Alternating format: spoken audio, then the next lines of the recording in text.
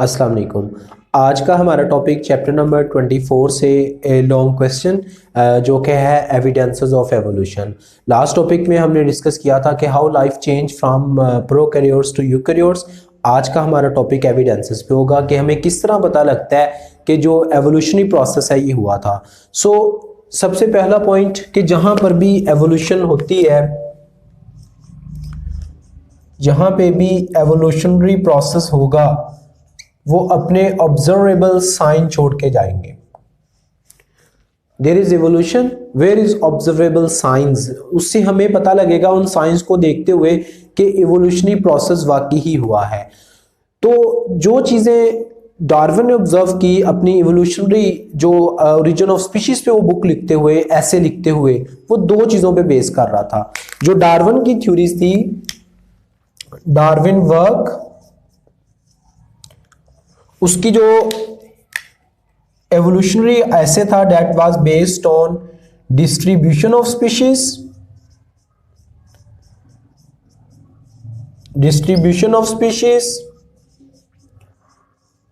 And number second is fossils जो उसने वो देखे। यानी कि वो यही चीज उसने जितने भी वो जजीरों से गुजरा, साउथ अमेरिका से, गालापागोस से, फिर जो ब्रिटिश में वापस आया, पूरी बीगल जो एक्सपीडिशन के दौरान उसने दो ही चीजों पे अपना फोकस रखा कि कौन सी स्पीशीज उस वक्त मौजूद है और कौन सी स्पीशीज जो है वो नीचे एज ए फोसिल्स की फॉर्म में मौजूद है। फिर उसने उसका कंपैरिजन किया था, फिर अपना जो है वो ऐसे ओरिजिन ऑफ स्पीशीज उसने लिखा था। So Darwin hypothesis based on two things, distribution of species and number 2 fossils. इसी तरह जैसे जैसे साइंस आगे, बायोलॉजी ने एडवांसमेंट हुई है बायोलॉजी के अंदर, वैसे वैसे इन एविडेंसेस के साथ साथ बहुत सी और एविडेंसेस भी आई हैं जिन्होंने डार्विन की थ्योरी को काफ़ी ज़्यादा जो है वो सपोर्ट किया। और उससे हमें ये पता लगता है कि definitely all organism evolutionary process के दौरान कहीं ना कहीं एक दूसरे के साथ लिंक ज़रूर करते हैं। सो वो कौन कौन सी एविडेंसेस हैं उनको हम 1 बाय 1 डिस्कस करते हैं। पहले हम डार्विन के पॉइंट्स को ही देखेंगे, उसके बाद हम जो है वो न्यू साइंसेस जो इसमें इंक्लूड की गई हैं उसके लिहाज से इसकी एविडेंसेस ऑब्जर्व करेंगे। सो पहली जो एविडेंस हम डिस्कस करेंगे according to Darwin, that is biogeography.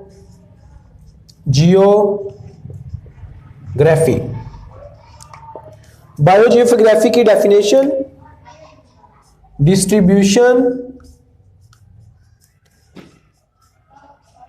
Distribution of species on various geographical part of land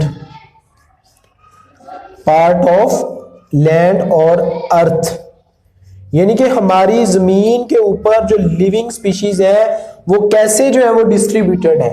bio mean life, Jio mean earth, graphy mean distribution of species on various geological part of land और अर्थ, उसको हम biogeography कहते हैं। अब उसने जो Darwin था उसने क्या चीज देखी कि जो बहुत सारी स्पीशीज ऐसी थी, मैनी स्पीशीज किसकी, प्लांट्स और एनिमल्स की, जो क्या हो चुकी हैं, डेट आर एंडेमिक, यानी कि वो खत्म हो चुकी थी। एक जजीरे पे वो गया, वहां पे वो नहीं थी, लेकिन वो ये भी उसने देखा बट क्लोजली रिलेटेड जो स्पीशीज थी उसी की तरह की were present on nearby islands। इस पॉइंट का मतलब यह है कि लेट्स सपोज कि ये एक जजीरा है, ये जो है वो उसका कोई करीबी जो है वो आइलैंड मौजूद है, first island, and this is second island. उसने देखा कि जो स्पीशीज इधर मौजूद है वो इस जजीरे के अंदर नहीं है। एक स्पीशीज इधर है, इधर नहीं है, यहां से वो खत्म हो गई है।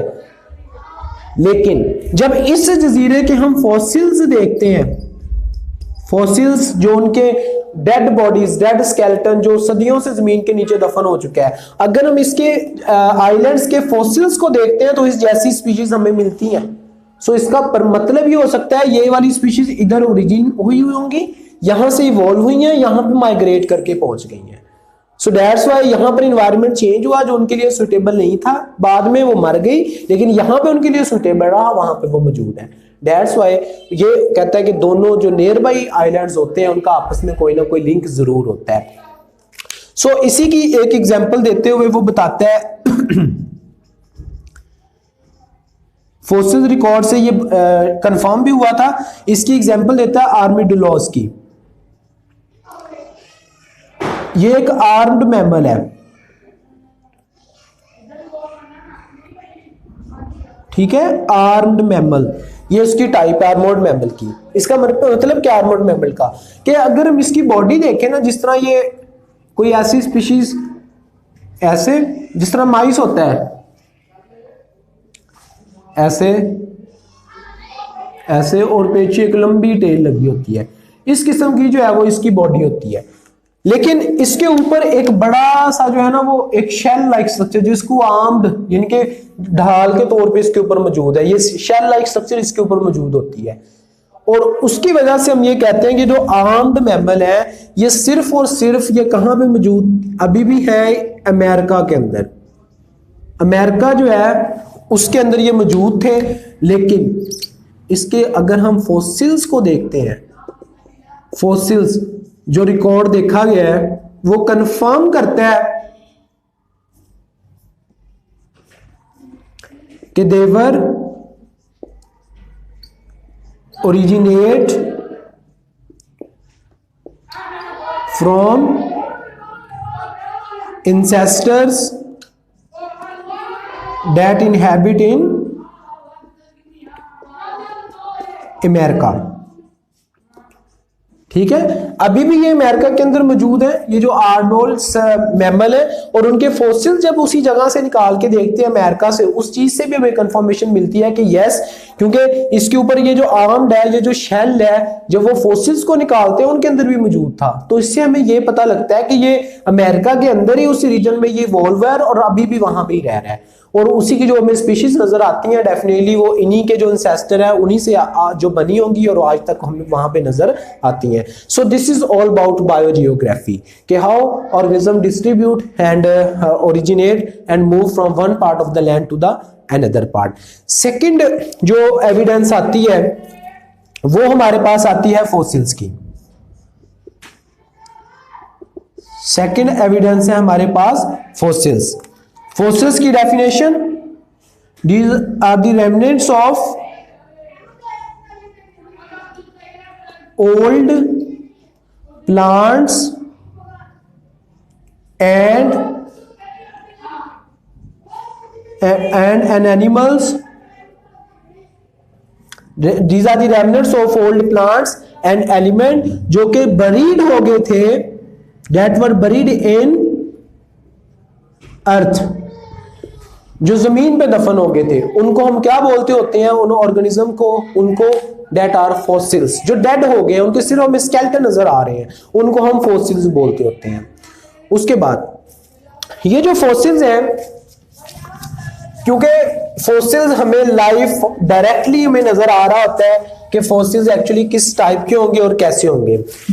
फॉसिल्स हमें स्ट्रॉन्ग एविडेंस देते हैं, ये एक स्ट्रॉन्ग एविडेंस है। क्यों स्ट्रॉन्ग एविडेंस है? हम जिस किस्म का स्केलेटन देखेंगे फॉसिल्स के अंदर, जो बरीड एनिमल है उसको मौजूदा जो जानवर मौजूद हैं, जो एनिमल मौजूद हैं, उनके साथ कंपैरिजन कर लेंगे। सो हमें इजीली पता लग जाएगा क्या कितनी सिमिलरिटीज उनमें एग्जिस्ट करती हैं, कितने डिफरेंसेस उसमें एग्जिस्ट करते हैं। सो ये स्ट्रॉन्ग एविडेंस है। क्यों? Because it give visual observations और एविडेंसेस। इससे हमें देख के ही पता लग जाता है कि विजुअल रिकॉर्ड से ही पता लग जाता है कि क्या सिमिलरिटीज हैं, क्या डिफरेंस है। दैट्स व्हाई ये स्ट्रॉन्ग एविडेंस है। अब उसके बाद इसी की सब हेडिंग आप बनाएंगे प्रोकैरियोटिक फॉसिल्स। डेफिनेटली प्रोकैरियोटिक जो ऑर्गेनिज्म है उनके अंदर स्केलेटन नहीं होगा, बैक्टीरिया वगैरह के अंदर जो पुराने हैं, स्केलेटन की बात नहीं कर रहा, लेकिन अभी भी जो आपका फॉसिल्स रिकॉर्ड है वो ये बताता है कि जो ओल्ड एंशिएंट बैक्टीरिया, जिसे आप आर्ची बैक्टीरिया कहते हैं, जो हॉट स्प्रिंग के अंदर मौजूद है, उसके अंदर कम चेंजेस आएंगे हैं। वो इस बात की एविडेंस है कि लाइफ पानी से स्टार्ट हुई है और सबसे पहले प्रोकैरियोट बना होगा। सो जो हमारे पास प्रोकैरियोट्स यानी कि जो आपके बैक्टीरिया है, इसको कंसीडर किया जाता है एज ओल्डेस्ट नाउन फॉसिल्स। क्यों?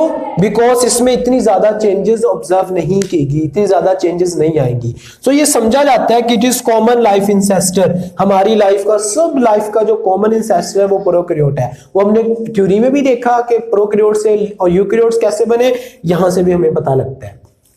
उसके बाद हम एक सीरीज पढ़ी थी हमने चैप्टर नंबर 10 के अंदर, फर्स्ट ईयर में, वर्टिब्रेट्स फॉसिल्स। क्या रिलेशन उसमें हमने पढ़ा था? सब हेडिंग बनाएंगे, वर्टिब्रेट्स फॉसिल्स। क्या रिकॉर्ड हमें बताता है कि फिश सबसे पहले आई। फिश जो है वो चेंज हुई किस में? एम्फीबियन में। एम्फीबियन से क्या बने? रिप्टाइल्स। और रिप्टाइल्स की दो कैटेगरी थी, जो उड़ने वाले रिप्टाइल्स थे दैट अंडरगोन इनटू बर्ड्स, और जो बर्ड्स जो चलने वाले थे that change into mammals. So this is chronological sequence from fishes to mammals. This is also evidence the life change from bacteria to invertebrates, from invertebrates to fishes, fishes to amphibians, amphibians to reptiles, and the flying reptiles change into the birds, and the walking or running reptiles change into the mammals. So this is fossil record, and keep in mind in the side box of the book, the fossils abundantly present in sedimentary rocks. This is MCQs, abundantly produced or present in sedimentary rocks, which are most common in Australia. So this is second evidence according to Darwin theory, which give us strong relationship of evolution to its different type of organism, that's biogeography and fossil. जो third point हम पढ़ते हैं that according to evidences, वो हमारा आएगा anatomical observations. तो उसके बाद जो हमारा थर्ड पॉइंट है वो हमारे पास आएगा comparative anatomy. Comparative anatomy. Anatomy क्या होती है? Internal structure. Anatomy mean internal structure. इनमें सब हेडिंग्स आएंगी। एनाटॉमी स्ट्रक्चर ये भी एक स्ट्रॉन्ग एविडेंस है, और लेकिन फॉसिल सबसे ज्यादा है। ये एमसीक्यूज आए तो फॉसिल्स को ही लगाना है, लेकिन ये भी समझा जाता है कि आ सकता है एविडेंसेस के अंदर। तो इसमें हम सबसे पहले पढ़ेंगे होमोलोगस ऑर्गन्स। होमोलोगस ऑर्गन्स ऐसे ऑर्गन्स जिनकी स्ट्रक्चर जो है वो सेम, लेकिन उनका जो फंक्शन है that is different. The organs which have structure similarity but functional differentiate, जो स्ट्रक्चर के लिहाज से सिमिलर है, फंक्शन के लिहाज से डिफरेंट है, उन ऑर्गन्स को हम होमोलोगस ऑर्गन बोलते हैं। और दिस कैरेक्टरिस्टिक्स, ये जो प्रॉपर्टी होगी, दिस कैरेक्टरिस्टिक्स, उसको हम क्या बोलते होते हैं? Called as homology. इसको हम होमोलोगी बोलते हैं। इस प्रॉपर्टी को कि उनकी स्ट्रक्चर सिमिलर है, फंक्शन डिफरेंट है, उसको हम क्या बोलते होते हैं? Homology, homologous organ. और इसकी रीजन क्या है कि स्ट्रक्चर सिमिलर क्यों है? स्ट्रक्चर जो सिमिलैरिटीज है इनके अंदर वो समझा जाता है, सिमिलैरिटी जो है वो it is due to common ancestor, कि हमारा जो है वो इंसेस्टर वो सेम हो सकता है। दैट्स वाई आपको एमसीक्यूज आए कि स्ट्रक्चर सिमिलरिटी क्यों है, that is due to common ancestry, कि इनके अंदर कभी ना कभी हमारे अबाव-ओ-अजदाद जो है वो तमाम जानवरों के और हमारे ह्यूमन के वो सेम थे। इसकी एग्जांपल आगे आपने कोड करनी है। वो एग्जांपल क्या है? एग्जांपल लिखते हुए जो आपने लिखना है एग्जाम्पल्स, इसमें आर्म्स, हमारी ह्यूमन की आर्म्स, ठीक है, डेफिनेटली उसका काम क्या करवाना होता है? मूवमेंट। फ्लिपर ऑफ व्हेल, उसका काम क्या करवाना होता है? डेफिनेटली स्विमिंग, स्विम करवाती है। इसी तरह कैट्स की 4 लेग, ठीक है, उसका मतलब वो रन करवाती हैं। इसी तरह जो आपके विंग्स ऑफ बैट, उसका काम क्या होता है? फ्लाई करवाना। Okay, so these are structurally like लेकिन functionally are different from each other. इनको हम बोलते होते हैं homologous organs and it is due to common ancestry. और ये भी ख्याल किया जाता है कि पहले क्योंकि इनका इंसेस्टर सेम था, बाद में बन के ये लैदा हो गए, तो it is result due to divergent evolution. Homology यानी कि जो फंक्शनल डिफरेंसेस आए हैं is due to divergent evolution. Divergent evolution, this is also short question or MCQs. what is divergent evolution? so divergent mean functionally different हो जाना, ठीक है। so ये आपका homologous organ की सब हेडिंग होगी। उसी तरह जो नेक्स्ट आएगा that are analogous organ।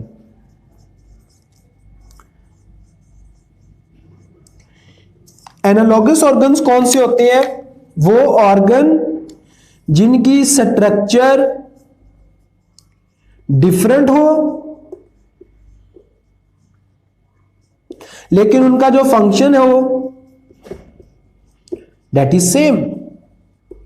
This is structure similarity, this is functional similarity. और उसकी वजह से ये जो कैरेक्टरिस्टिक्स कहलाएंगी, यानी कि किन ऑर्गेनिज्म में ये होती है, इन कैरेक्टरिस्टिक्स को हम नाम देते होते हैं एनालॉगी।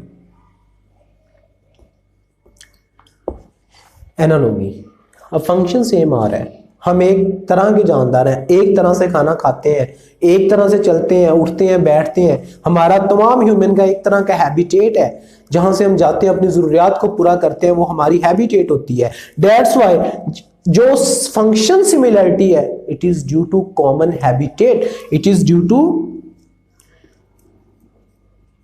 Common habitat. जो फंक्शन सिमिलर होते हैं वो कॉमन हैबिटेट की वजह से है, this is due to common habitat. And analogous this is due to common ancestry. ये आपका एनालॉगस ऑर्गन में आएगा। उसके बाद इसकी एग्जांपल्स, एग्जांपल में जो आपने लिखना है वो आप लिखेंगे विंग्स। किन किन चीजों के विंग्स होते हैं? इंसेक्ट के, इसके अलावा बर्ड्स के, इसके अलावा बैट्स के। अब तीनों में विंग्स का काम क्या है? फ्लाइंग, उनको उड़ाना। लेकिन इनकी अगर हम स्ट्रक्चर देखते हैं वो टोटली डिफरेंट है। इनके दरख्तों पे रहते हैं, दरख्तों के साथ बैठते हैं, सो हैबिटेट सेम है इनका, तो इनकी फंक्शन सेम है। That is analogies can be result of convergent evolution. It is result of convergent evolution. ये कन्वर्जेंट एवोल्यूशन का रिजल्ट है। डाइवर्जेंट इवोल्यूशन में क्या चेंज होती है? Structure, sorry function. और जो डाइवर्जेंट कन्वर्जेंट इवोल्यूशन है उसमें फंक्शन सेम होते हैं। कन्वर्ज हो जाना, इकट्ठे हो जाना, किस लिहाज से? फंक्शन के लिहाज से। So this is due to convergent evolution.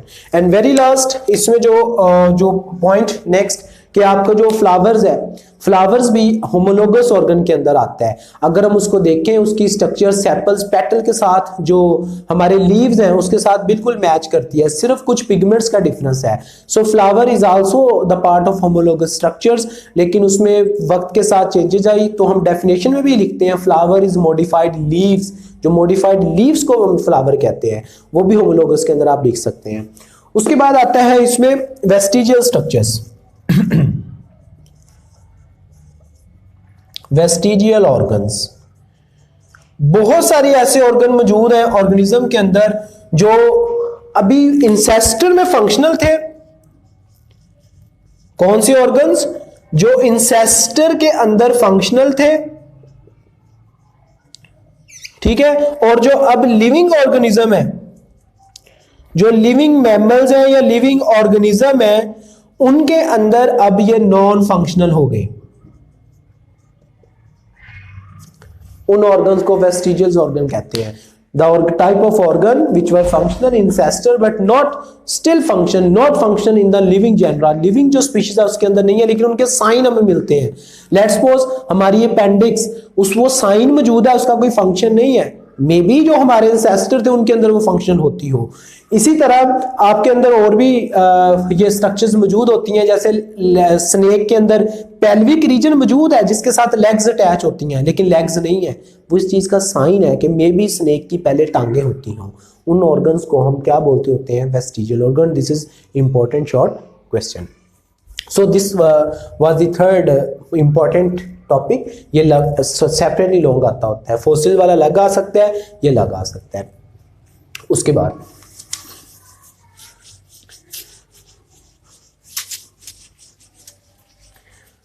Very second last जो एविडेंस है वो है comparative embryology. Embryology mean study of embryo. What is embryo? Developing zygote. उसके कंपैरिजन से भी हम फाइंड आउट कर सकते हैं। अगर हम एम्ब्रियो की डेवलपमेंट देखें, एम्ब्रियोलॉजी स्टडी ऑफ एम्ब्रियो को कहते हैं। एम्ब्रियो यानी कि developing zygote with in mother body, उसको फीटस की डेवलपमेंट को हम एम्ब्रियो कहते हैं। उसमें सबकी स्ट्रक्चर सिमिलरिटी होती है। डेवलपिंग एम्ब्रियो है ना जो वर्टिब्रेट्स का,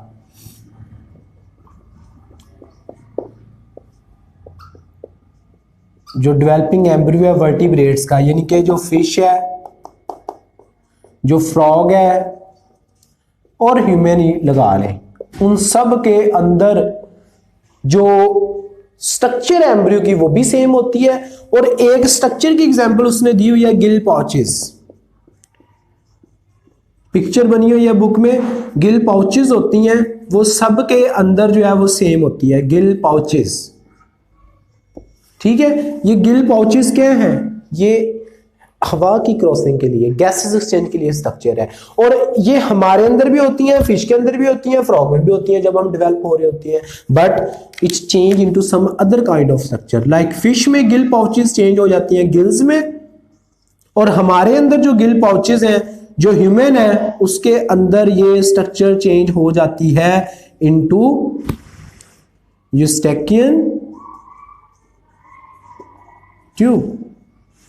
व्हाट इज यूस्टेकियन ट्यूब? जो आपके मिडल एयर को आपके थ्रोट के साथ कनेक्ट करती है। ऐसी ट्यूब जो कनेक्ट करती है हमारे मिडल एयर को विद फेरिंग्स इन थ्रोट, यानी कि हमारे नेक रीजन में जो ट्यूब है उसको यूस्टेकियन ट्यूब कहते हैं, वो गिल से पाउचेस से बनती हैं। सो ये एक एविडेंस समझी जाती है कि एम्ब्रियोलॉजी के अंदर ये दिया जाता है कंसेप्ट। उसके बाद वेरी लास्ट जो पॉइंट आता है वो है molecular biology. Molecular biology this is new advance technique जिसमें हम मॉलिक्यूल्स की जो स्ट्रक्चर को देखते हुए, लाइक प्रोटीन को देखते हुए, इसी तरह हमारे डीएनए को देखते हुए ये डिसाइड करते हैं कि हमारे अंदर कौन कौन सी चीज़ें जो है वो मौजूद है और कौन से हमारे एंसेस्टर में मौजूद थी। इसमें हम इन चीज़ों का कंपैरिजन करते हैं, डीएनए का, इसमें प्रोटीन कौन सी बन रही है उन चीज़ों का, और फिर हम ये इस नतीजे पर पहुंचते हैं कि क्या हमारे अंदर सिमिलरिटी है या नहीं है। सो उसकी सबसे बड़ी एग्जाम्पल जो है वो जेनेटिक कोड है। जेनेटिक कोड ये समझाया था कि जेनेटिक कोड हमारे अंदर भी, बैक्टीरिया के अंदर और ह्यूमन के अंदर, लेट्स सपोज इन दोनों के अंदर जो जेनेटिक कोड होते हैं वो क्या होते हैं, सेम। इसका क्या मतलब है कि जो चीज बैक्टीरिया में अमीनो एसिड को रिप्रेजेंट करती है डीएनए का कोड, हमारे अंदर भी वही है मोस्टली, सब नहीं कह रहा। और इसी तरह जितनी भी प्रोटीन्स हैं, जो रेस्पिरेटरी ऑर्गेनिज्म है उनमें प्रोटीन होती है साइटोक्रोम, जितनी भी रेस्पिरेशन करती हैं। एक है साइटोक्रोम सी। ये साइटोक्रोम सी एक ऐसा पिगमेंट, एक ऐसी प्रोटीन है जो सारे जो रेस्पिरेटरी एरोबिक ऑर्गेनिज्म है, रेस्पिरेटरी जितने भी एरोबिक ऑर्गेनिज्म है उनके अंदर, सब के अंदर ये चीज मौजूद है। Respiratory aerobic organism have cytochrome C in them. So इन तमाम चीज़ों से हमें यह पता लगता है कि आपका जो एवोल्यूशनरी प्रोसेस है ये एक रीमॉडलिंग प्रोसेस है। रीमॉडलिंग प्रोसेस से मुराद ये होता है कि एक फंक्शन जो ऑर्गन है वो एंसेस्टर में किसी और तरह काम कर रहा था, they may be change in modern living species into some other kind of type of function. वो उसका फंक्शन पहले कुछ और था, अब कुछ और हो सकता है। जैसे अपेंडिक्स, हमारे अंदर कोई फंक्शन नहीं है, हो सकता है कि पास्ट में जो स्पीशीज उनके अंदर उसका कोई फंक्शन हो। So that's all about